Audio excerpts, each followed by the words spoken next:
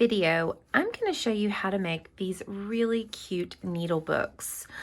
I use a lot of scrap fabric. These are actually all art gallery fabrics that I have.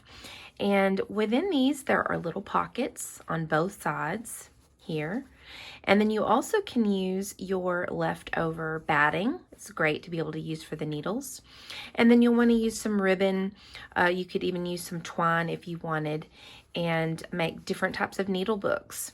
So this is what they look like, just different types of fabric here. And I'm going to walk you through all of the steps so that you can make your very own needle book. Let's go over the items that you will need for your needle book. You will need 2 rectangle pieces of fabric that are 5 by 7. You need 1 piece of rectangle fabric that is 6 by 7 that will be folded in half and pressed. You need a piece of ribbon or twine that's 12 inches long.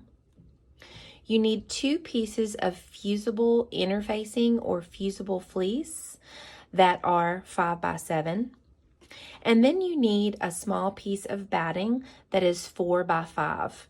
This is what will be folded in half and placed inside the needle book to hold your needles.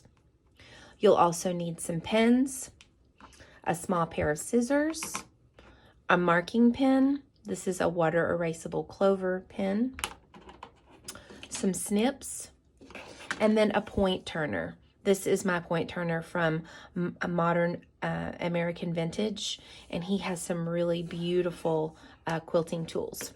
So let's get started on making your needle book.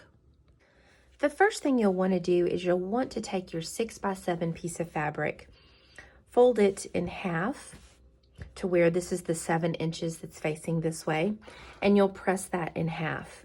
This is going to be your pocket. You're then going to take each piece of your rectangle fabric that is 5 by 7, and you'll take your fusible interfacing or fusible fleece. This is the bumpy side that has the glue. That is going to go to the wrong side of the fabric. So you'll place that on top of the wrong side of your fabrics. And then you're going to press and hold according to the directions that's on your packaging for your fusible fleece or your fusible interfacing.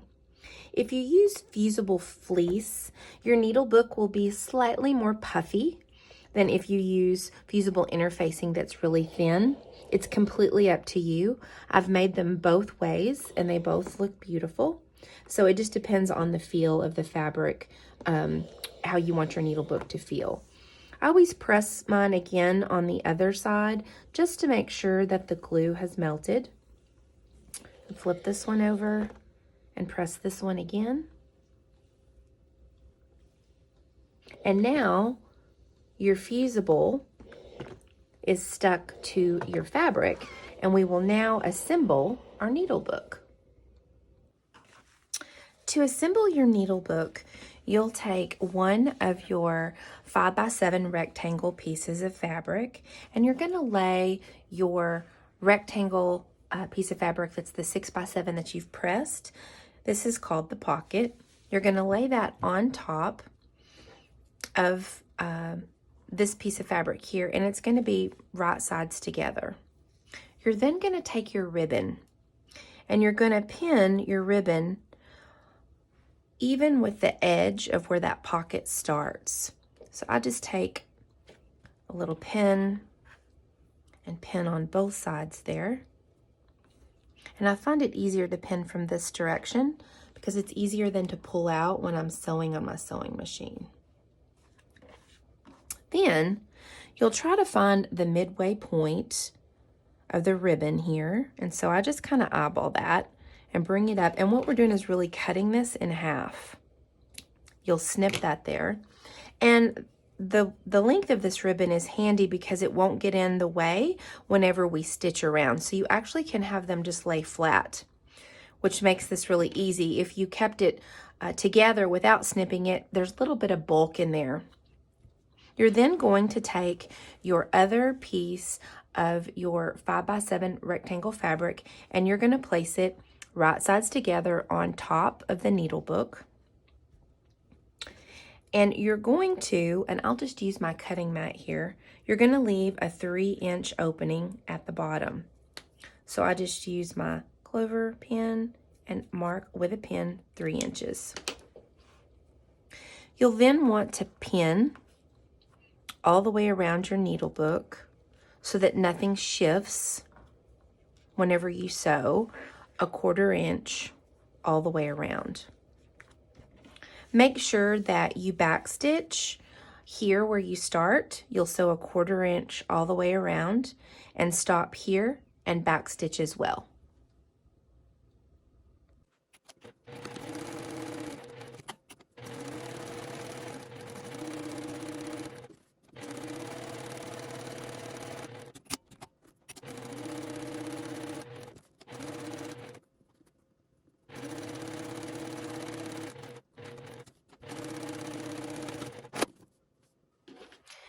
Now you're going to clip the corners. This makes it easier whenever we use the point turner to poke out our points. You'll then turn it right side out. When you leave that 3-inch opening, it makes it a lot easier to be able to turn this. And I'll usually grab part of the pocket there and just kind of pull the rest of the way to get it out. You can also pull on the ribbons. You'll then want to use a point turner or a blunt pair of scissors to be able to poke your corners out, all 4 of them really well.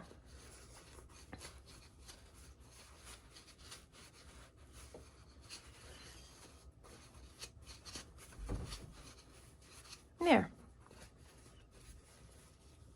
So those are turned out really well. Now we're going to take it to our pressing station and give it a good press. I like to use steam, and you'll want to make sure that you get all of these seams really flat because we will be doing a top stitch in a few minutes. So I just kind of use my fingers and roll it a little bit. And when we get to this opening right here, you're going to fold this under a 1/4 inch because we'll be top stitching all the way around, and that will actually close the opening. I like to use steam. I find that it makes it a bit flatter, especially for when we get ready to make this top stitch. I'm then going to fold this under a 1/4 inch and press again using steam. Make it as flat as you can. And then we're going to take it to our sewing machine and sew a top stitch 1/8 inch all the way around your entire needle book, and that will close up this opening.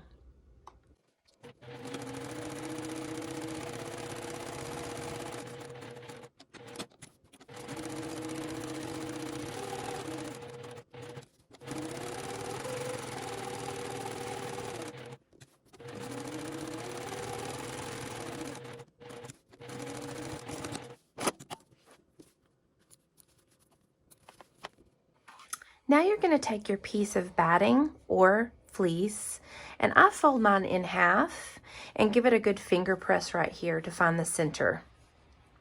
I then place it in the middle of my needle book here, and we'll take it to the sewing machine, and we're going to back stitch here, and we'll stitch all the way down in the center and then back stitch here.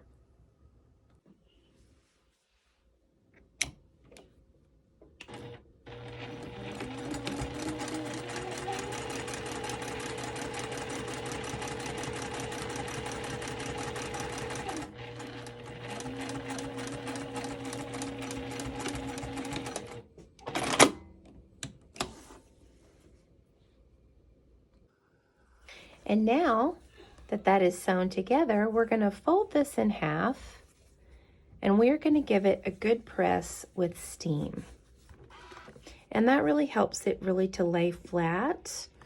Since we do have, you know, some fleece in there, I use some steam, press it on both sides a couple of times. And then you can tie your needle book.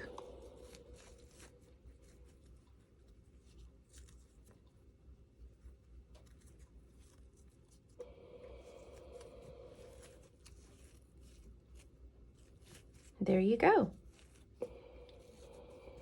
You have a cute little needle book to be able to put your needles in. You also can put in scissors. So there's a pocket, of course, to be able to put any scissors, needle minders, thread, and then, of course, your needles. You've actually got 2 pages here that you could use to be able to put those. So I hope you enjoyed this tutorial to be able to make your own needle minder. They make great gifts, and I use them often with my EPP kits that I sell. English paper piecing, if you're not familiar with that. These all come in my English paper piecing kits for those that want to try it for the first time. They also make great gifts, especially if you're going to a guild meeting or you're having a retreat. So I'm Belle from Seam Sew Me. If you enjoyed this tutorial, please subscribe and give it a like and leave me a message. Until next time, quilty friends, make lovely things.